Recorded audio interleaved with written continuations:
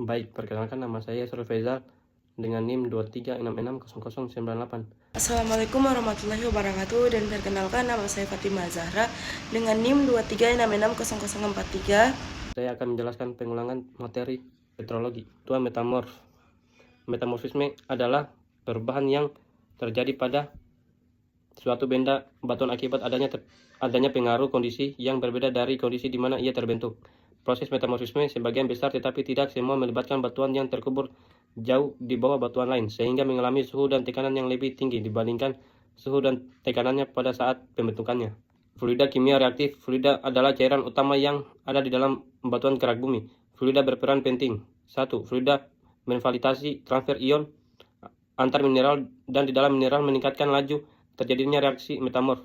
Meskipun fluida tidak serta-merta mengubah hasil suatu proses metamorf, air mempercepat proses sehingga metamorfisme dapat terjadi dalam jangka waktu yang lebih singkat, atau proses metamorf yang mungkin tidak sempat diselesaikan akan selesai. 2. Terutama fluida panas dapat memiliki konsentrasi unsur terlarut ion yang tinggi, dan oleh karena itu merupakan media penting untuk memindahkan unsur-unsur tertentu di dalam kerak bumi. Jadi fluida tidak hanya menvalidasi reaksi metamorf dari butiran ke butiran, tetapi juga memungkinkan pengangkutan unsur-unsur kimia dari suatu tempat ke tempat yang lain. Hal ini sangat penting dalam proses hidrotermal dan pembentukan deposit mineral. Bagaimana mengklasifikasikan batuan metamorf? Proses kompaksi dan rekristalisasi mengubah tekstur protolit selama proses metamorfisme. 1. Kompaksi. Butiran mineral berubah menjadi lebih rapat, batuan menjadi lebih padat, porositas berkurang. Contoh lempung, salai, dan slate. 2. Rekristalisasi. Pertumbuhan kristal baru dari mineral asal tidak dapat berubah. Mineral asal tidak ada perubahan komposisi kimia. Orientasi mineral berkembang karena tekanan. Mineral pipi atau melembar seperti moskovite dan biotite menunjukkan arah tertentu. Foliasi. Tekstur batuan metamorf yaitu foliasi. Terlihat adanya penjajaran mineral dalam batuan, terbentuk melalui rotasi dari mineral pipi atau memanjang. Rekristalisasi mineral yang memberikan kesan arah tertentu. Perubahan bentuk butiran ekudimensional menjadi bentuk memanjang. Butiran mineral yang memipih dan menunjukkan arah yang parallel, bands atau layers. Baik, saya akan melanjutkan materi. Tekstur, struktur, dan komposisi batuan sedimen. Tekstur batuan sedimen. Definisinya. Tekstur batuan sedimen meliputi ukuran butir dan distribusinya, misalnya penyortiran atau sortasi, morfologi butir dan fitur permukaan, dan karakteristik porositas, permeabilitas sedimen. Semua atribut di atas, ukuran butir dan lain-lain, merupakan hal yang sangat penting yang dapat digunakan untuk menafsirkan proses dan lingkungan pengendapan, dan untuk menentukan sifat aliran fluida melalui batuan.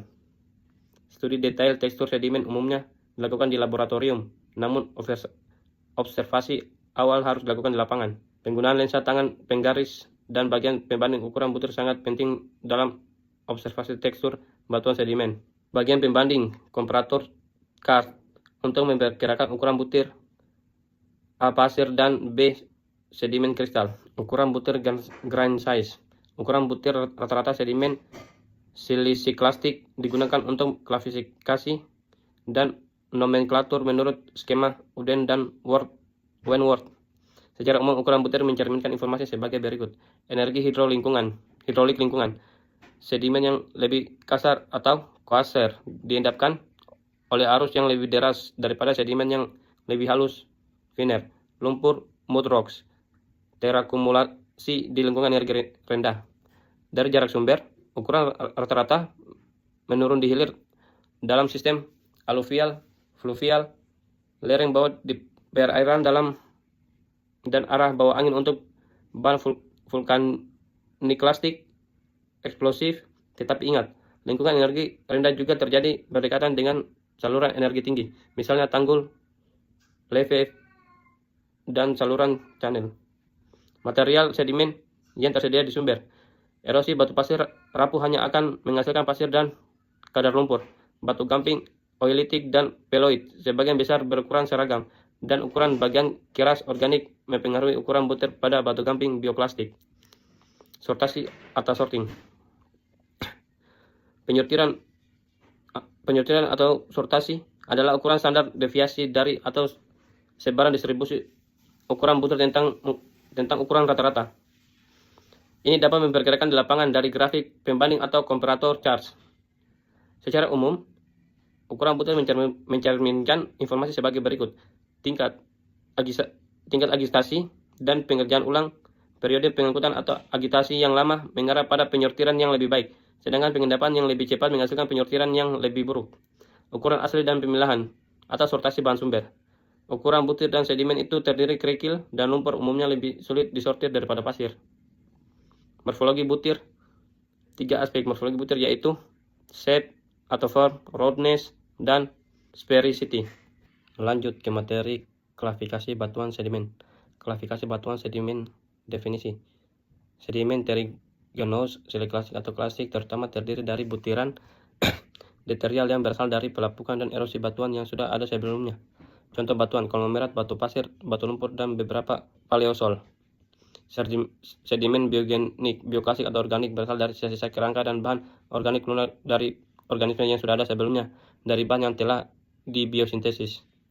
Sedimen homogenik, kimia atau autigenik, adalah yang terbentuk dari pengendapan langsung partikel kristal dari larutan garam pekat.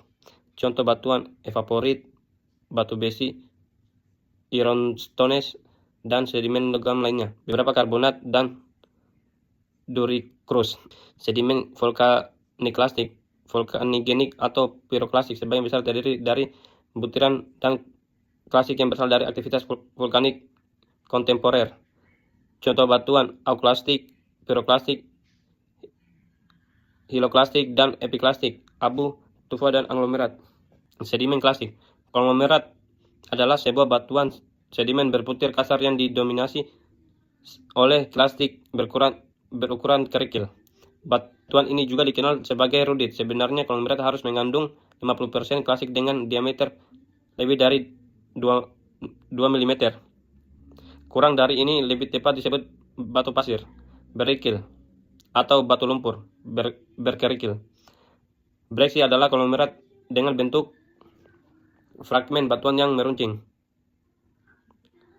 Sedimen klasik sandstone. Batu pasir adalah batuan sedimen berbutir sedang yang mengandung lebih dari 50% butiran berukuran pasir 0,063 sampai 2 mm, yang juga dikenal sebagai arenites wakes dan greywakes.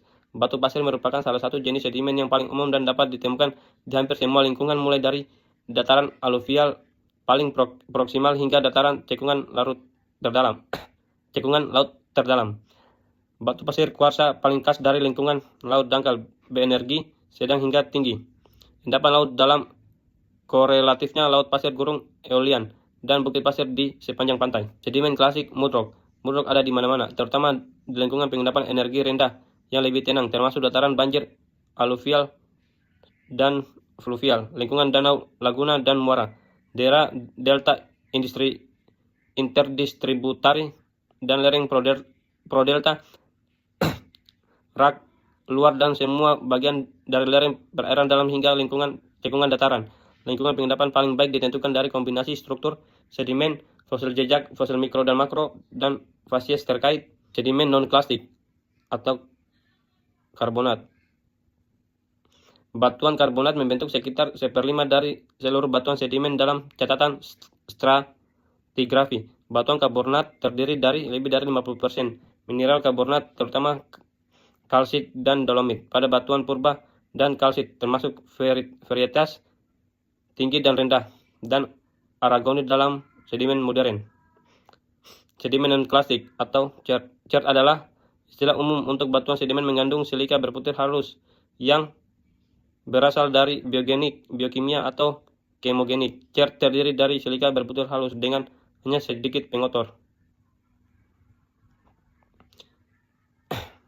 Sedimen non-klasik.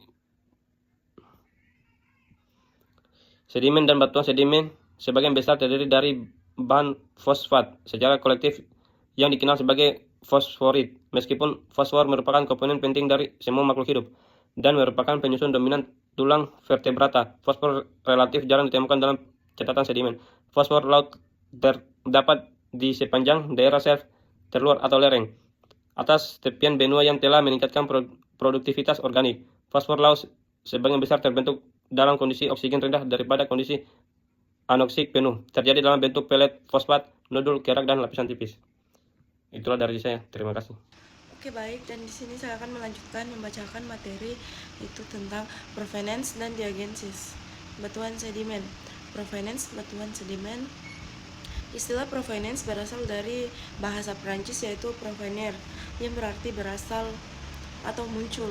Petit Johan et al. 1987 p. 254. Istilah ini juga dieja sebagai provenance atau bukti. Kata-kata seperti area sumber dan sumber terkadang digunakan sebagai sinonim untuk provenance. Karena kata provenance itu asalnya atau umumnya digunakan oleh ahli sedimentologi saat ini. Bagaimanapun, ini memiliki arti yang lebih luas dari sekedar daerah sumber. Pengertian provenance telah diperluas untuk mencakup lokasi daerah sumber, seberapa jauh dan ke arah mana, atau ukurannya atau volumenya, litologi batuan induk sumber, kondisi tektonik atau daerah sumber, dan iklim dan relief daerah sumber. Studi provenance asal-usul sangat penting untuk pemahaman kita tentang paleografi.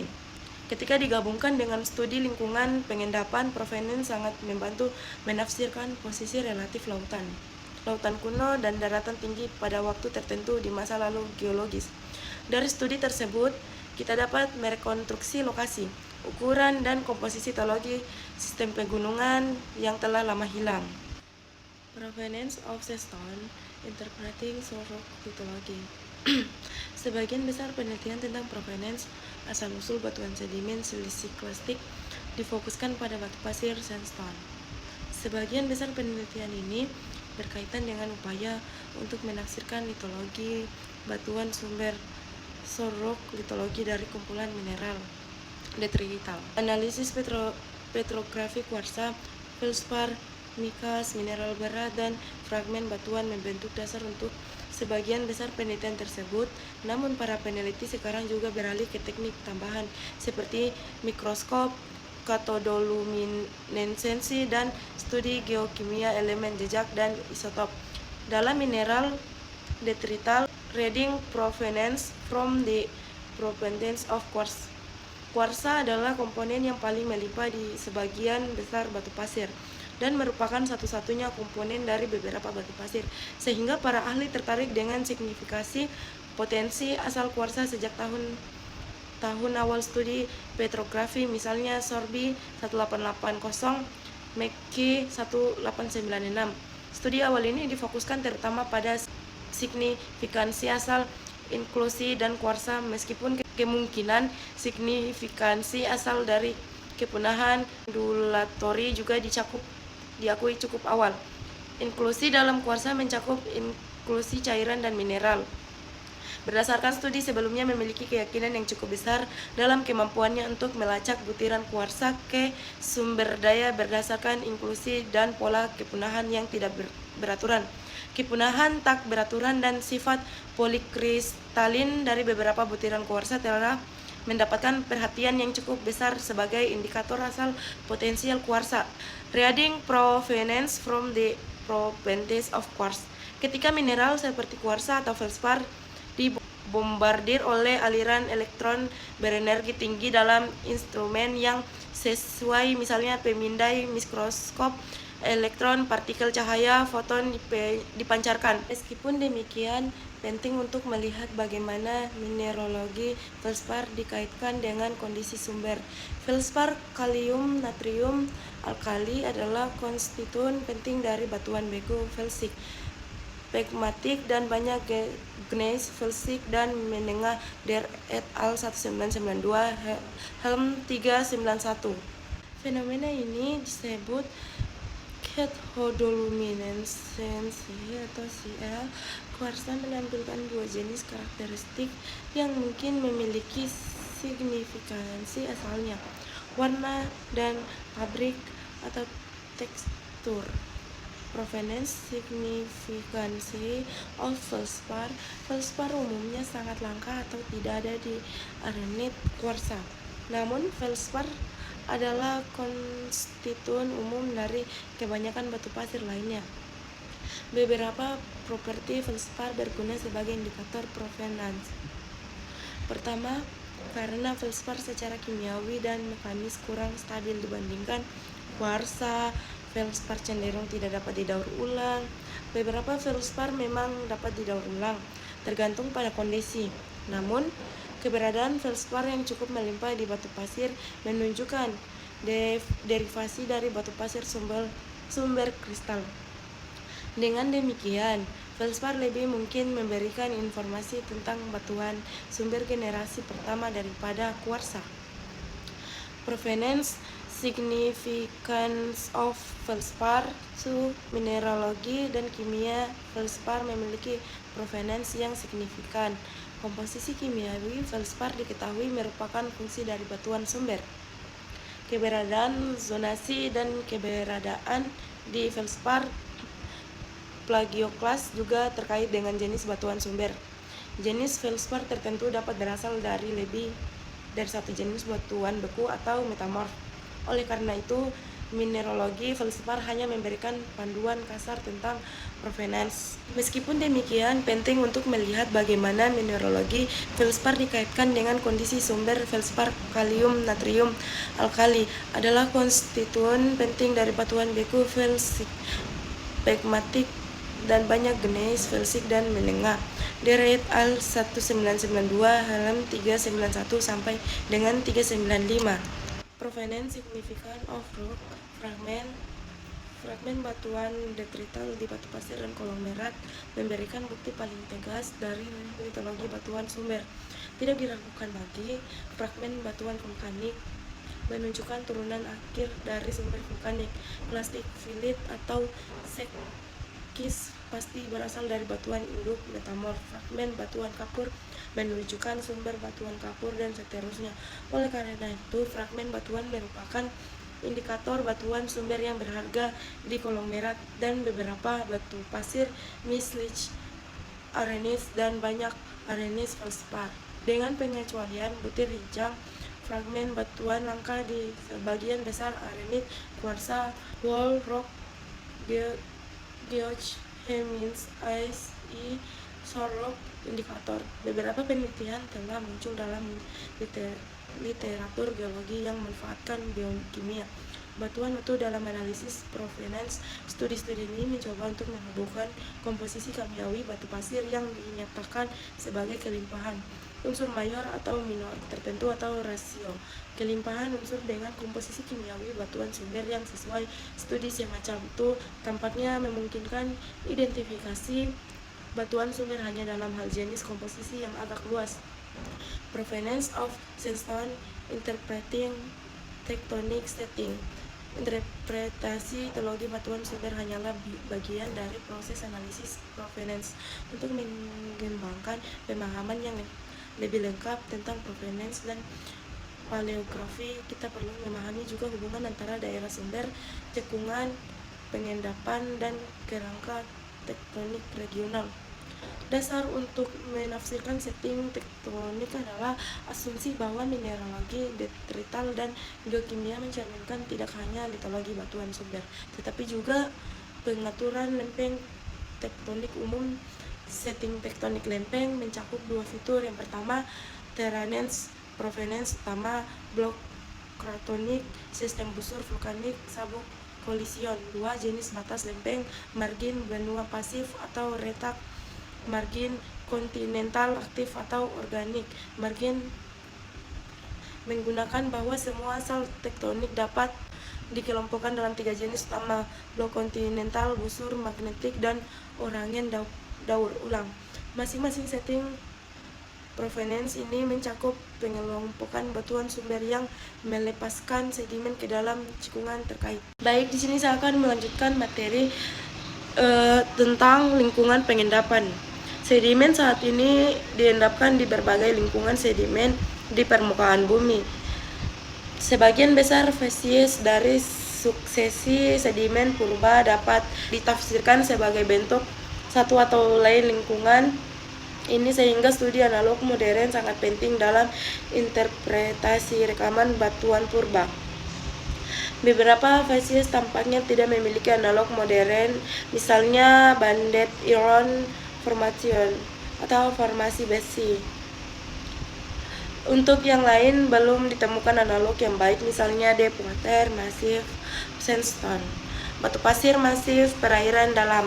Analisis yang interpretasi batuan sedimen. Salah satu dari dua tujuan utama dalam analisis dan interpretasi batuan sedimen ini lapangan adalah untuk menyatukan semua pengamatan yang berbeda pada fasies sedimen dan strukturnya.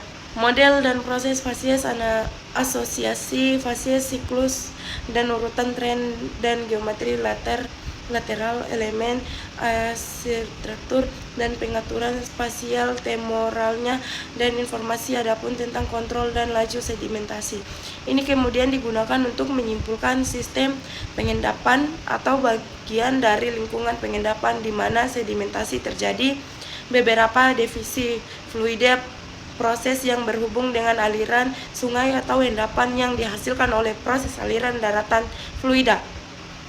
Fluida atau sedimen yang terbentuk karena proses pengendapan atau eolian berhubungan dengan angin, khususnya proses erosi dan pengendapan. Baik, di sini saya akan membacakan materi yang terakhir yang mengenai proses metamorfosa dan batuan metamorfik. Batuan metamorf mempelajari batuan yang dikristalisasi dalam keadaan padat di dalam kerak bumi. Rekristalisasi batuan di dalam kerak melibatkan deformasi karena deformasi meningkatkan reaksi mineral dengan memperkenalkan energi regangan dan membuka jalur untuk pergerakan fluida. Petrologi metamorf tumpang tindih dengan bidang geologi struktural. Banyak endapan biji terbentuk dari cairan hidromental pada suhu jauh bawah suhu aktivitas beku. Petrologi metamorf melibatkan studi tentang mineralogi batuan metamorf. Ahli petrologi metamorf menggunakan mineral yang ada dalam batuan metamorf untuk menentukan induknya, yaitu protolit, dan untuk memperkirakan kondisi metamorfisme. Tidak seperti petrologi beku, petrologi metamorf tidak terlalu bergantung pada geokimia batuan secara keseluruhan. The scope of metamorfisme dalam definisi yang sederhana, metamorfisme adalah rekristalisasi batuan pada kondisi di bawah liquidus. Pada suhu rendah, metamorfisme menyatu dengan proses yang dikenal sebagai diagenesis, yaitu perubahan yang terjadi selama sementasi batuan sedimen. Pada suhu tinggi, metamorfisme tumpang tindih dengan proses beku. Pada kondisi di mana lelehan dihasilkan proses pencairan sebagai batuan disebut anateksi.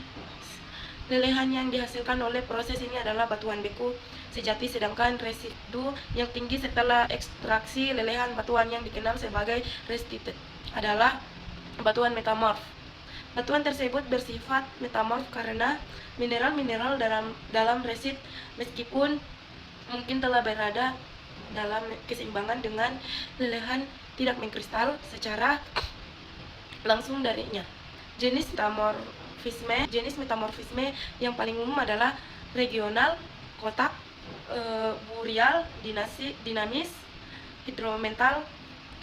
Metamorfisme regional merupakan metamorfisme yang terjadi secara regional dan luas, biasanya berhubungan dengan orogeny dan deformasi yang menyertai. Contohnya metamorfisme regional: 1. Pegunungan Alpen, Himalaya atau pegunungan Rocky Kanada akan mengungkapkan batuan metamorf di inti rentang di mana batuan mengalami deformasi. Dan metamorfisme pada saat pegunungan terbentuk. 2. Pedalaman dari pantai California dan mendokumentasikan batuan deformasi dan bermetamorfasi selama akresi sedimen di sepanjang pantai berat di Amerika di utara Mesozoikum. Medan metamorf di daerah ini adalah tipikal skala metamorfisme regional, metamorfisme kotak, merupakan metamorfisme yang terjadi karena adanya kontak antara batuan protolit dengan panas di bawah permukaan bumi. Metamorfisme kontak terlokalisir pada daerah yang berdekatan dengan intrusi. Intrusi magma ke dalam kerak membawa panas ke tingkat kerak menengah atau atas. Kontak panas ini bermetamorfasi pada batuan kontri yang berdekatan dengan intrusi. Pada tingkat kerak yang tinggi, batuan yang telah mengalami metamorfosi kontak tidak mengalami deformasi, tetapi pada lingkungan yang dalam batuan tersebut dapat mengalami deformasi. Dan metamorfisme kontak dapat bergradasi menjadi metamorfisme regional. Contoh batuan metamorfik kontak: batu gamping berubah menjadi batu marmer. Metamorfisme burial merupakan metamorfisme yang terjadi karena efek burial di bawah permukaan bumi pada peningkatan kedalaman di dalam cekungan sedimen yang dalam suhu dan tekanan meningkat hanya karena aliran panas regional. Studi tentang efek pemanasan pada diagenesis batuan sedimen di cekungan dalam adalah kunci untuk memahami asal minyak bumi. Tetapi jika cekungan cukup dalam, suhu melebihi generasi minyak bumi dan memasuki ranah metamorfisme, daerah yang telah mengalami metamorfisme burial biasanya telah mengalami tingkat metamorfisme terendah dan mengalami deformasi. Metamorfisme dinamis merupakan metamorfisme yang terjadi karena adanya migrasi atau pergerakan fluida di kerak bumi. Karena umumnya kering, biasanya tidak ada air yang tersedia untuk bereaksi dan menghasilkan kumpulan hidro bersuhu rendah. Namun selama deformasi, batuan kerak dalam cairan hidro ke zona deformasi dan berinteraksi dengan mineral berbutir halus. Konsekuensinya adalah metamorfisme dinamis zona lokal dan metamorfisme yang dapat meluas dari zona geser beberapa meter ke batuan yang belum di sekitarnya. Metamorfisme merupakan jadi karena adanya pergerakan air panas di bawah permukaan bumi di banyak lingkungan geologi. Keberadaan magma di dekat permukaan bumi menyebabkan sirkulasi air panas melalui kerak atas yang memicu metamorfisme, yaitu air panas bereaksi dengan mineral pembentukan batuan asli seperti feldspar, amfibol untuk membuat mika dan tanah. Umumnya jenis metamorfisme ini dikaitkan dengan pengendapan mineral biji fluida untuk membuat endapan biji hidrometal. Contoh yang baik dari daerah di mana proses hidrometal sedang berlangsung saat ini adalah pegunungan tengah laut atau fitur ternal Taman Nasional. Batuan metamorfik berlimpah karena metamorfisme dapat terjadi di seluruh kerak dan mempengaruhi berbagai macam protolit. Misalnya batuan metamorf membentuk sekitar 60% volume benua. Selain itu, perubahan luas kerak samudra karena siklusi hidromat di laut pegunungan yang menyebar di tengah laut juga umumnya termaksud dalam dominan. Secara bersama-sama batuan metamorf benua dan batuan yang diubah secara hidrometal di cekungan samudra membentuk volume kerak yang sangat besar. Akibatnya, pengetahuan tentang metamorfisme diperlukan untuk memahami evolusi geologi, geokimia, dan geofisika skala besar di bumi protolit atau batuan yang belum mengalami batuan metamorfosis. Metamorfosi krok kontak metamorfisme yang terjadi selama pemanasan atau burial disebut metamorfosis prograd. Panas dapat dimasukkan ke dalam kerak oleh badan magma yang pada pendinginan membebaskan kandungan panasnya pada kristalisasi, membebaskan panas laten kristalisasi. Metamorfisme yang dihasilkan dari panas ini yang terlokalisir di sekitar intrusi batuan beku disebut sebagai metamorfisme kontak. Di Pluton, metamorf regional metamorfisme panas dapat muncul di daerah yang jauh lebih besar, misalnya ketika batuan sedimen terkubur baik melalui penurunan dan pengisian cekungan sedimen atau dengan overtossing batuan kerak lainnya. Suhunya naik. Hal ini sebagian disebabkan oleh gradien panas di bumi dan sebagian lagi karena efek menyelimuti batuan kerak yang biasanya memiliki konsentrasi unsur radioaktif penghasil panas yang relatif tinggi. Metamorfisme yang dihasilkan dari jenis penguburan dan pemanasan ini dikaitkan dengan batas lempeng dan berkembang pada skala regional karena disebut sebagai metamorfisme regional. Selain itu, magnetisme ekstensif yang berkaitan dengan zona kerekatan busur area dimensi kerak yang lebih rendah. Bumi di atas area kerak yang luas dan menghasilkan batuan bermetamorfisme regional. Biasanya disertai oleh tektonisme sehingga batuan metamorf membentuk struktur foliasi yang menonjol. Sebaiknya sebagian besar batuan metamorf kontak tidak mengalami deformasi yang kuat selama metamorfisme dan karena itu tidak memiliki struktur foliasi dari batuan metamorfosis regional. Materi yang saya bacakan telah selesai. Kurang lebihnya kesalahan saya mohon dimaafkan. Saya ucapkan billahi taufiq wal hidayah. Assalamualaikum warahmatullahi wabarakatuh.